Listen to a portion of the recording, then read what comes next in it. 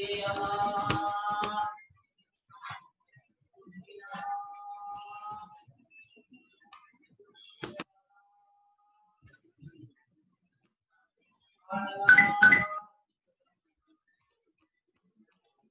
नहीं रहा कोविड।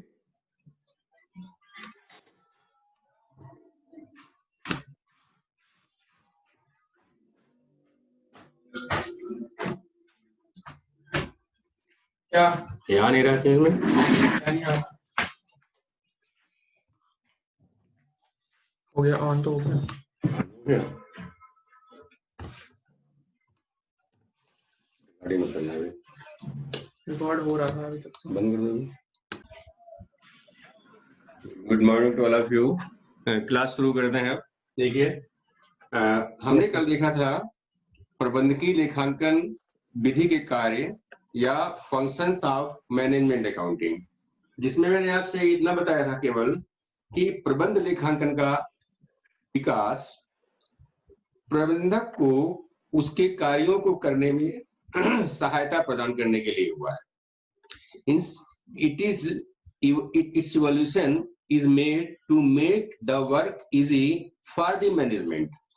इसमें क्या होता है, इसमें कैसे हम करते हैं, अपने काम को इजी कैसे बनाता है मैनेजमेंट। तो हमने आपको ये बताया था कि जब हम पहला काम होता है अकाउंटिंग इंफॉर्मेशन को प्राप्त करना, ठीक है।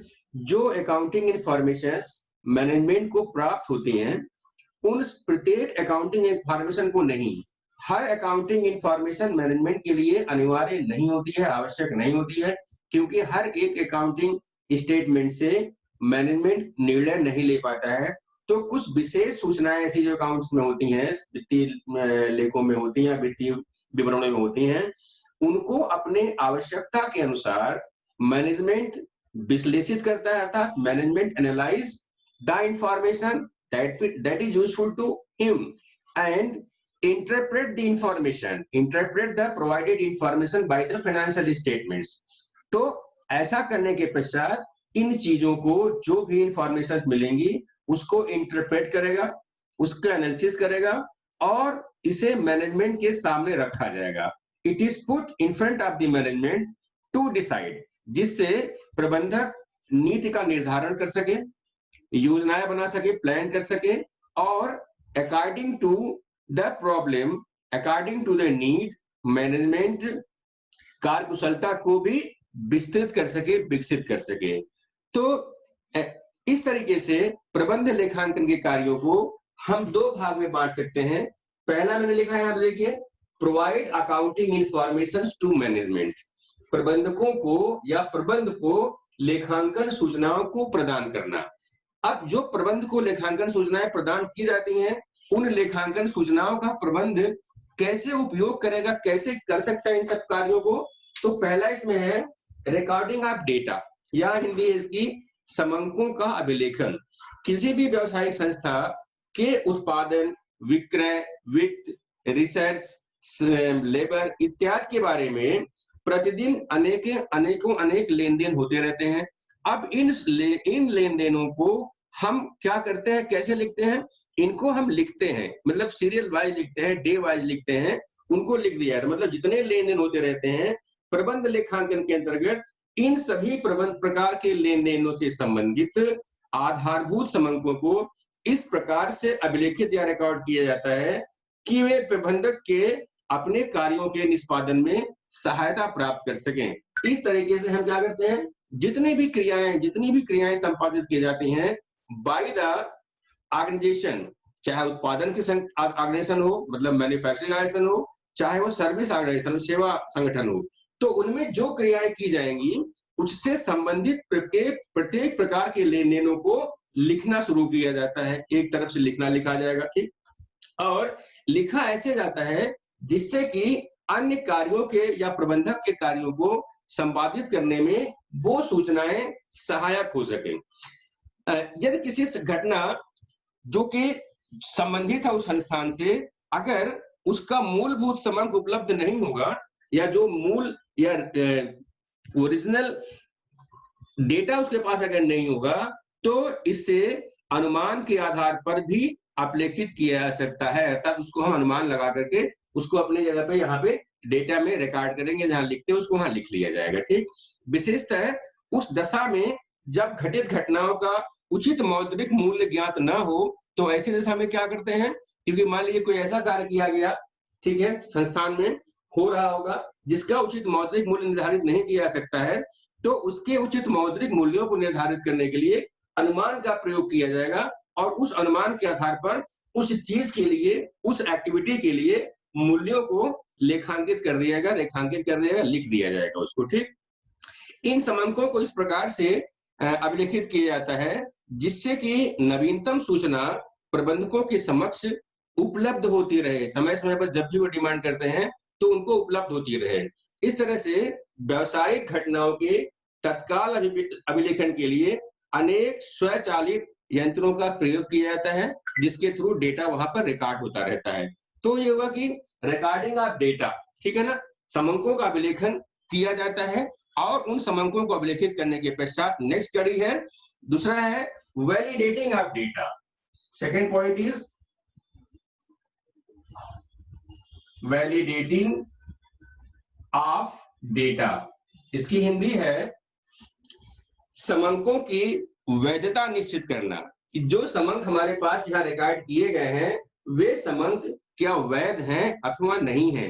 जैसे मैंने भी बताया था कि बहुत सारे ऐसी क्रियाएं होती हैं जिन क्रियाओं का मौद्रिक मूल्य आगणित नहीं हो पाता है लेकिन वो क्रियाएं की जाती हैं, तो ऐसी क्रियाओं के लिए भी हम अनुमान लगाकर उनका मूल्य जरूर लिखेंगे यहाँ पर। तो जो डेटा हमारे पास आता है उन डेटा को हम वैलिडेट करते हैं, अर्थात उनकी वैधता की जानकारी हासिल करते हैं। अब इन डेटा की या आंकड़ों की वैधता को जानने के लिए प्रबंधक को अपने कार्यों के कुशल निष्पादन के लिए न केवल भूतकालीन एवं वर्तमान समंकों की आवश्यकता होती है, अपितु पूर्वानुमान हेतु भावी समंकों की भी आवश्यकता होती है। मतलब management is not required only to collect the information that is a past, that is a present.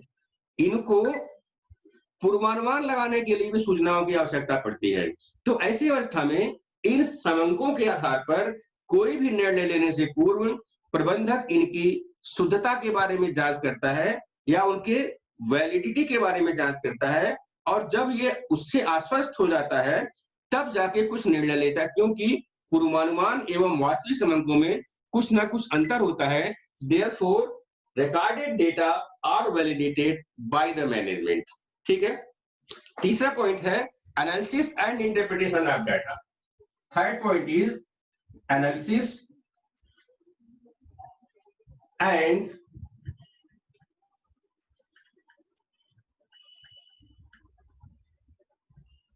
Interpretation of data.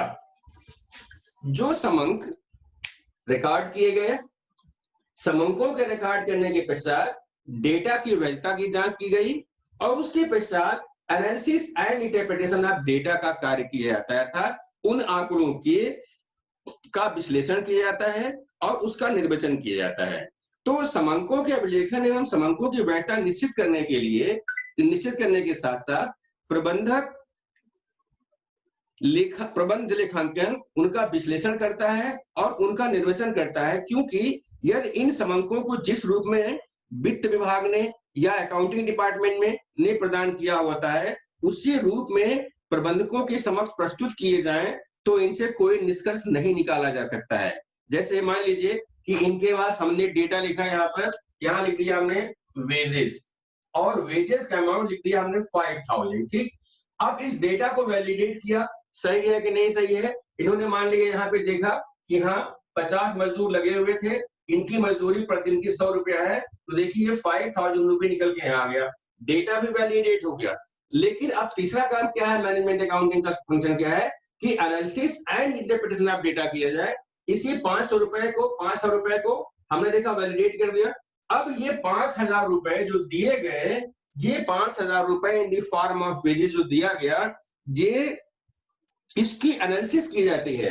Analysis करने के लिए बहुत सारे टूल्स होते हैं। मान लीजिए कि हमने लेबर पढ़ा होगा शायद आपने, फिर लेबर वेरिएंस निकाल दिया जाए, ठीक है ना। इस लेबर वेरिएंस के हिसाब से देखा जाए या मान लीजिए हमको लेबर वेरिएंस नहीं आता है, ये टेक्निकल टर्म है, तो हम चलते हैं, ये देखते हैं कि मान लीजिए किसी एक काम को करने के लिए 50 मजदूरों की आवश्यकता होती है, ठीक है ना? लेकिन वो जो 50 मजदूर हैं, जिन्हें हमने 100 रुपया मजदूरी दिया हुआ है, शायद हमको मजदूर 70 रुपए में बाजार में मिल जाए। तो जब हमें 70 रुपए मिलेंगे, तो देखिए ये 5,000 रुपए का अमाउंट क्या हुआ, बहुत ज्यादा बढ़ के दिखाई पड़ रहा है। यहाँ पे जोड़ा 5,000, जबकि यहाँ 3500 रुपया ही होना चाहिए, है कि नहीं? तो इनको जो डेटा मिलता है, उस डेटा को ये विश्लेषण करते हैं और निर्वचन करते हैं कि अगर मान लीजिए हमने खाली ये दे दिया वेजेज 5,000 रुपया और उससे कहा जाए भाई इसको एनालिसिस करिए और इंटरप्रेट कर दीजिए, तो ये पॉसिबल नहीं होगा कि एनालिसिस कैसे हो सकती है। एनालिसिस के लिए हमारे पास बहुत सारे टूल्स होते हैं, उनके थ्रू मैनेजमेंट जो डेटा दिया जाता है, आफ्टर वैलिडेशन वो उसको एनालाइज करते हैं और इंटरप्रेट करते हैं कि जो कुछ भी किया गया है वो अधिक था, न्यून था, या एक तरह से कह लीजिए इक्विलिब्रियम पे था या संतुलन पे था। तो ऐसी स्थिति में जो लेखे उनको लागत लेखांकन से या वित्तीय लेखांकन से जो आंकड़े प्राप्त होते हैं, अगर उसे उसी रूप में प्रबंधकों के समक्ष प्रस्तुत कर दिया जाए, तो इससे कोई भी निष्कर्ष निकलना संभव नहीं होता है। इसलिए क्या करेंगे, हम उन डेटा का को वैलिड इसमें एनालिसिस करेंगे और इंटरप्रेट करेंगे। अतः समंकों का विश्लेषण एवं निर्वचन का कार्य भी मैनेजमेंट अकाउंटिंग का होता है, ठीक है। Next point is communicating of data. Third point is communicating of data. Fourth is communicating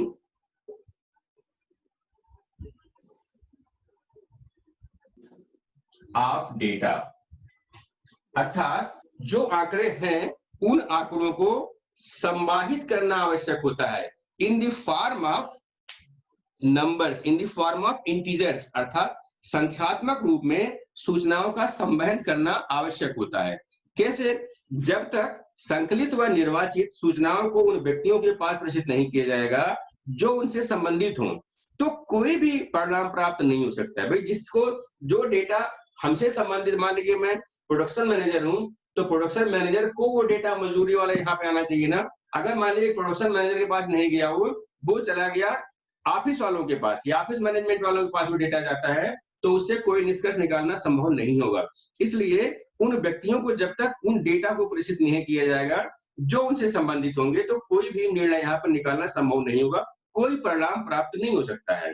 जैसे उत्पादन, वितरण व वित्त के सभी घटकों को रुपए की इकाई में प्रेषित करना आवश्यक होता है। अगर मान लीजिए जो भी आप अमाउंट दे रहे हो, जो भी आप डेटा रिकॉर्ड किया आपने, यहाँ लिख दिया आपने 500 वर्कर्स वेयर इंगेज्ड, ठीक है ना। किसी काम में 500 वर्कर्स को लगा दिया गया।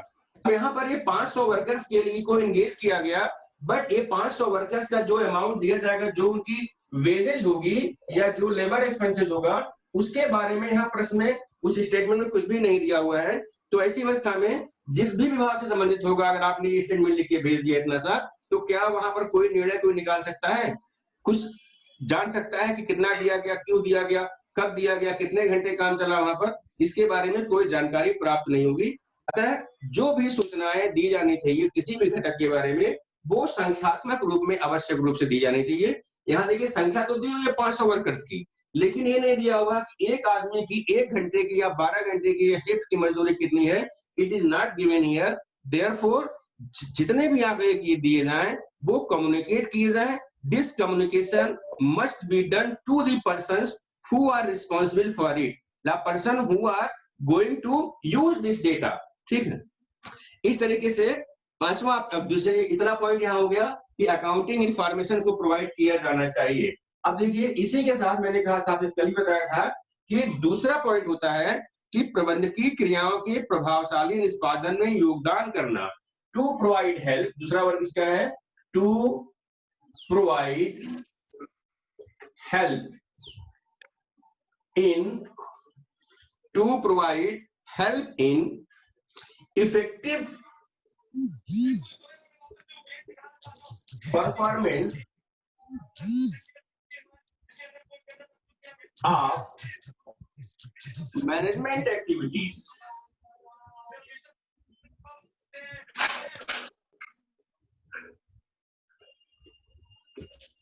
ठीक है, देखिए ए पॉइंट था और बी पॉइंट ये हो गया। ए पॉइंट था प्रोवाइड अकाउंटिंग इंफॉर्मेशन और बी पॉइंट है इसके फंक्शन का to provide help in effective performance of management activities, या इसकी हिंदी है प्रबंधकीय क्रियाओं के प्रभावी निष्पादन में, प्रबंधकीय क्रियाओं के प्रभावी निष्पादन में योगदान प्रदान करना।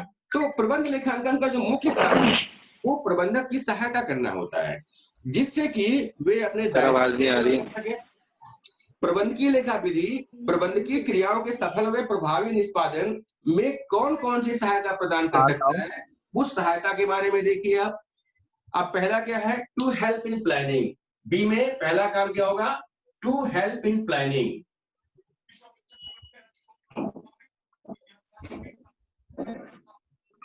मतलब नियोजन में सहायता प्रदान करना। जैसे आपसे मैंने एग्जाम्पल यहाँ लिया था कि 500 वर्कर्स को लगाया गया और 500 वर्कर्स को लगाने के पश्चात किस काम में लगाया गया ये भी नहीं लिखा हुआ है। उनको कितने घंटे की या प्रति आवर्स मजदूरी दी जा रही है, प्रति शिफ्ट दी जा रही है, प्रति महीना दी जा रही है, क्या मजदूरी का रेट है वो भी आपको नहीं दिया हुआ था। ठीक, अगर मान लीजिए वहां ये दिया हुआ था कि 500 मजदूरों को लगाया गया, पूरे महीने भर के काम के लिए 5,000 रुपया दिया गया, तो हम अब प्लान कर सकते हैं कि हम प्लानिंग में देख सकते हैं हमारे पास कितने मजदूरों की आवश्यकता है। क्या कुछ मजदूर ऐसे तो नहीं है जो फालतू बैठे रहते हैं और कुछ आइडियल तो नहीं रहते हैं, या हमको आवश्यकता है 300 मजदूरों की, हमने लगाया 500 मजदूरों को। तो ऐसी अवस्था में मैनेजमेंट को ये हेल्प करता है निर्णय लेने के लिए। व्यवसायिक उद्देश्यों को प्राप्त करने के लिए नियोजन एक बहुत ही महत्वपूर्ण प्रक्रिया है और इसके लिए पूर्वानुमान भी आवश्यक है। अगर मैं कोई इंडस्ट्री लगाना चाहते हो, मान लीजिए हमको कॉपर वायर की इंडस्ट्री लगानी है और कॉपर वायर में केवल 4 आदमी लगने चाहिए, मतलब एनामलिंग प्लांट पर और किसी और प्लांट पर, और हमने लगा दिया 50 आदमी, तो देखिए पहले 50 लगाए तो कास्ट क्या होगी, उसकी कास्ट बढ़ जाएगी जो उत्पादन करेंगे हम वायर। लेकिन अगर हम उसके लिए प्लान नहीं, हमारे पास केवल 4 मजदूर चाहिए होते हैं, 4 मजदूर हमारे पास 24 घंटे के लिए पर्याप्त होते हैं। एक मजदूर इसने शिफ्ट में करेगा, दूसरा दूसरे शिफ्ट में करेगा, तीसरा तीसरे और चौथा चौथे में करेगा। मान लीजिए कि आपके 6 घंटे का कोई शिफ्ट होती है, 8 घंटे की शिफ्ट होती है, तो हमें प्लान कर सकते हैं, प्लानिंग में हेल्प करता है, ये सूचनाएं हेल्प करती हैं। दूसरा है to help in organization. Second point is to help in organization. संगठन में सहायता करता है। तो देखिए व्हाट इज ऑर्गेनाइजेशन, आपको क्योंकि आपने पढ़ा हुआ है प्लानिंग ऑर्गेनाइजिंग वगैरह वगैरह पढ़ा हुआ है, तो what is organization, organization is a group of persons they where they work together to achieve a common goal. एक निश्चित उद्देश्य को या गोल को, लक्ष्य को प्राप्त करने के लिए व्यक्तियों का समूह ऑर्गेनाइजेशन कहलाता है।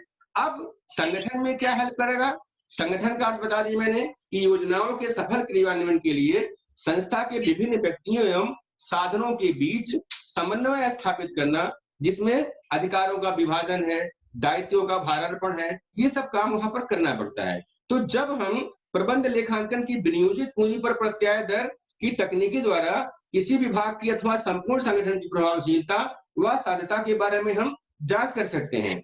यही नहीं, प्रबंध लेखांकन में बजटों के निर्माण, लागत केंद्र कॉस्ट सेंटर्स हैं, उसमें रिस्पॉन्सिबिलिटी सेंटर्स होते हैं, कॉस्ट कंट्रोल के लिए हम जोर दे सकते हैं। जैसे मान लीजिए किसी संगठन में ऑर्गेनाइजेशन में मान लीजिए 50 आदमी हैं, जिस 50 आदमी को बांटा जाता है, मान लीजिए एक आदमी ऊपर हो गया, उसके बाद फिर नीचे 2 आदमी दिखाई पड़ गए आपको, फिर इनके नीचे नीचे बहुत सारे लोग दिखाई पड़ने देते हैं, ये होता है संगठनात्मक ढांचा। ठीक, अब मान लीजिए इसके बाद इनके पास आता है तो इनके पास भी बहुत सारे लोग काम करने वाले होते हैं। देखिए तो ये हम लोग क्या करें, किसी उत्पादन को प्राप्त करने के लिए ये व्यक्तियों का एक समूह मान लिया गया। ठीक, ये व्यक्ति उत्पादन क्रियाओं को निर्धारित उत्पादन क्रियाओं को करते हैं। अब इनकी क्रियाओं को नियंत्रित करने के लिए जगह जगह, जैसे ऊपर बैठा कोई आदमी है, ये सब पे नियंत्रण कर रहा है, ये व्यक्ति 2 व्यक्ति हैं, ये दोनों अपने अपने विभाग के व्यक्तियों पर नियंत्रण कर रहे हैं, ये व्यक्ति देखिए अपने विभाग के कम से कम 6-8 आदमियों को नियंत्रित कर रहा है।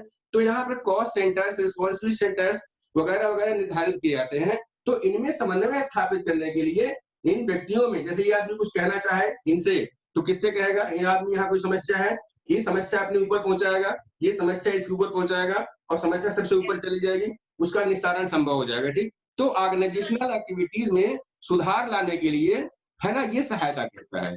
तीसरा है motivating employees. Third point is motivating employees. Employees या कार्मिकों या कर्मचारियों को अभिप्रेरित करने का काम भी मैनेजमेंट करता है।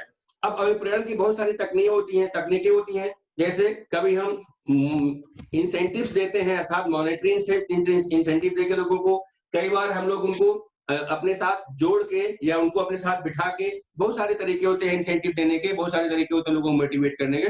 तो प्रबंध का कार्य संस्था के कर्मचारियों को संस्था के हितों के अनुरूप कार्य करने के लिए अभिप्रेरित करना होता है। मैनेजर इसलिए होता है, वरना हम अगर मान लीजिए मजदूर लगा दे, काम करेगा, इंसान को आके देख ले अपना काम क्या किया क्या नहीं किया, लेकिन हमने वहां एक मैनेजर बना रखा है, बना रखा है, वो आदमी क्या करेगा, ऐसे मजदूरों को या जो काम करने वाले कामगार होते हैं उनको मोटिवेट करने का काम मैनेजमेंट का होता है।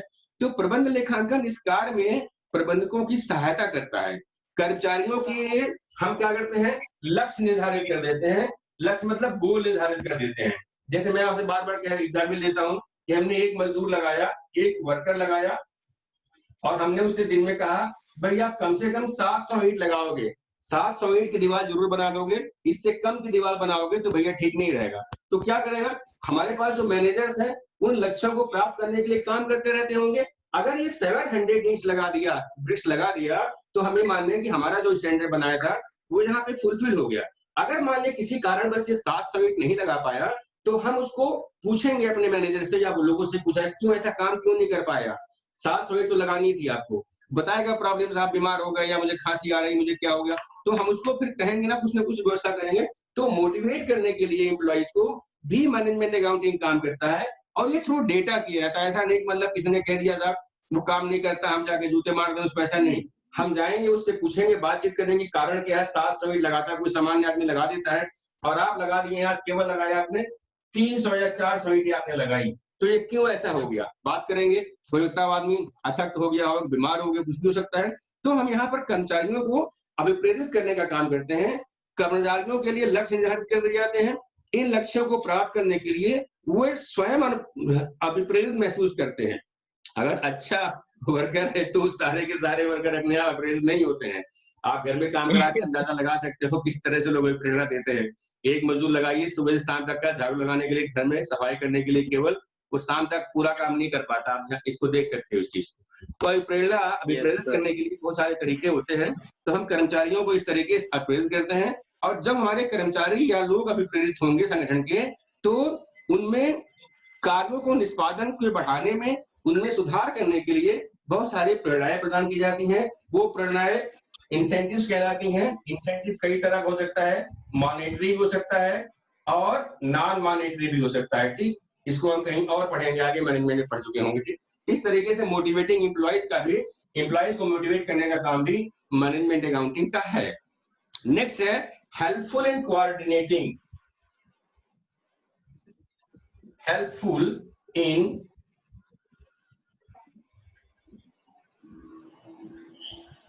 समन्वय करने में भी सहायता प्रदान करता है। समन्वय करने में सहायता प्रदान कैसे करेगा, जैसे प्रबंधकीय लेखांकन ऐसे बहुत सारे उपकरण प्रस्तुत करता है जो विभिन्न अनुभागों या विभागों की क्रियाओं का समन्वय करने में सहायक होते हैं। समन्वय का यह कार्य बजट की प्रणाली द्वारा किया जाता है। ठीक है, इस प्रणाली द्वारा विभिन्न क्रियाओं, जो विभिन्न विभागीय क्रियाएं हैं, जैसे विक्रय है, सेल्स, उत्पादन या प्रोडक्शन, या सेल्स या परचेज या विक्रय कह सकते हो, एंड पर्सनल मैनेजमेंट जिसमें हम व्यक्तियों का मैनेजमेंट करते हैं, ये इनके मध्य इस समन्वित कार्यक्रम तैयार किया जाएगा। इस प्रकार से वित्तीय लेखांकन, लागत लेखांकन इत्यादि के मध्य समन्वय स्थापित करके प्रबंध लेखांकन द्वारा इन कार्यों को संपन्न किया जाता है। समन्वय का यह कार्य विभिन्न अनुभागों की कार्यकुशलता को बढ़ाने में सहायता पहुंचाएगा और संस्था की लाभदायकता में भी वृद्धि करेगा। इस तरह से हेल्पफुल इन कोऑर्डिनेटिंग, कोऑर्डिनेट करने में भी मैनेजमेंट अकाउंटिंग सहायता करता है। डेटा के थ्रू होता है, केवल थियरी में, थियरेटिकल पार्ट में नहीं होता है, ये थ्रू डेटा होता है। पता चलेगा कहाँ कमी है, कहाँ वृद्धि है, कहाँ बहुत सारी कमियां हो रही हैं, उसको ठीक करने का प्रयास किया जाएगा। इसके अलावा नेक्स्ट है फैसिलिटेट मैनेजरियल कंट्रोल। हम facilitates managerial control. Management accounting प्रबंधकीय नियंत्रण को सुगम बनाता है। मैंने अभी शुरू में कहा कि जो ये सारी चीजें हो रही हैं ये एक दूसरे से जुड़ी हुई हैं। ये तो मैनेजमेंट का काम क्या है आपको पता है? What is management? मैंने आपको एक बार बहुत समझाया भी था। मैनेजमेंट का मतलब क्या होता है? देखिए मैं लिख रहा हूं, पूरे काम करने को अच्छे से तरीके से करना, मतलब। ठीक बता रहा हूं।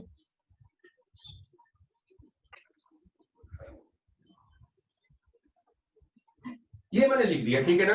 तो मैनेजमेंट का क्या अभिप्राय है? ऊपर इसी से मिलता जुलता सब मिल जाएगा। यहाँ पे है मैनेज, ठीक है ना। मेन, इसको ले लीजिए मेन, और ये दो दूसरा वर्ड बन गया और तीसरा वर्ड बन गया। इससे देख सकते हो आप, इसमें मैनेज मतलब प्रबंधन करना प्रॉब्लम आ रही है। व्यक्तियों का, और टी से होता है टैक्टफुली, व्यक्तियों का चातुर्यपूर्ण प्रबंधन करना ही मैनेजमेंट कहलाता है। अब देखिए हम जितना कुछ यहाँ से लेके ऊपर तक पढ़े हैं और यहाँ से जहां से इतना पढ़े हैं हमने पूरा पूरा, इन सब जगहों पर आपको अंदाजा लगेगा। पहला है मैनेजमेंट एक्टिविटीज, ठीक है ना। हेल्प इन प्लानिंग, प्लानिंग किसके लिए करेंगे हम?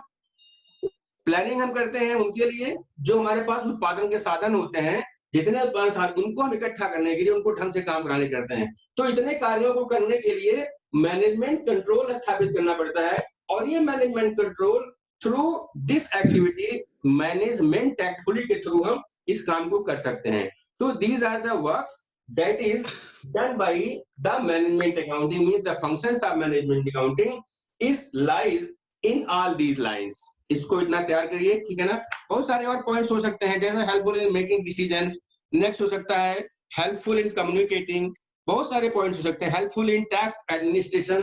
तो these are the work, these are the functions of the management accounting. Is there any problem? सब म्यूट हो गया सर आपका। हेलो हेलो सर, आवाज गई आपकी? हेलो आ गई? हाँ जी जी, हेलो। अभी म्यूट हुई ना थोड़ी देर पहले, तुरंत? यस सर, अभी अभी जब आप सुनते हो ना। ठीक हाँ ठीक, ओके बेटा। डिफिकल्ट क्वेश्चन दिखाई पड़ेंगे ना, तो आप उन सारे डिफिकल्ट क्वेश्चंस को आसानी से हल कर लोगे, क्योंकि